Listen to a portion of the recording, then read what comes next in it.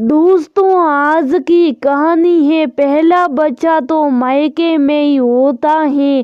दोस्तों, कहानी शुरू करने से पहले अगर हमारे चैनल को सब्सक्राइब नहीं किया हो तो कर लीजिए ताकि आपके पास पहुंचे हर रोज नया वीडियो। रमा, तेरी बहू का 7वां महीना शुरू हो गया और अभी तक तुमने उसे मायके नहीं भेजा।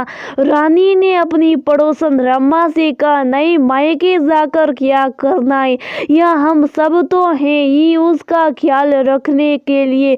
मैं शादियों की मेरे घर की नई पीढ़ी इसी घर में आए, कब से इस दिन के सपने देखे मैंने। रमा ने मुस्कुराते हुए कहा, वो बात तो ठीक है, पर तुम अकेली क्या क्या करोगी। मायके भेज देती तो तुझे भी आराम मिल जाता और सारे काम वहीं तो जाते। फिर वो 1-2 महीने बाद तो बच्चा और माँ दोनों तेरे घर पर ही तो होंगे।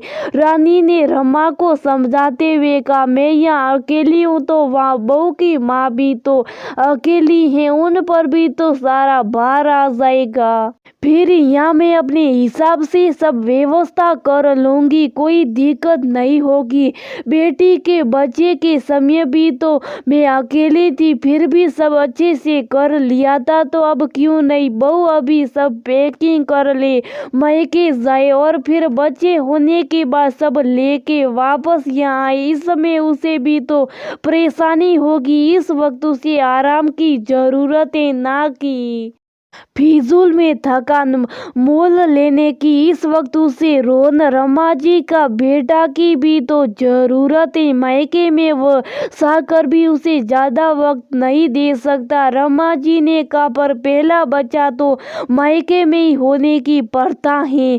तुम्हारी बेटी भी तो मायके आई थी, तब तुमने कितने उत्साह से उसके लिए सब किया था। रानी ने रमा से कहा, हाँ, वो मेरी बेटी की पहली संतान थी तो कोई कसर बाकी नहीं रखना चाहती थी। ठीक उसी तरह मैं बेटे की पहली संतान में भी कोई कसर नहीं छोड़ूंगी। रही बात प्रथा की, तो मैं इस बात को नहीं मानती कि पहला बच्चा मायके में होना चाहिए। बच्चा वही होना चाहिए जहाँ होने वाली माँ को आराम मिले। बेटी के समय उसके ससुराल वालों ने बोला कि उनके यहाँ हॉस्पिटल दूर है तो बेटी को मायके ले जाइए, इसलिए मैं लेकर आई।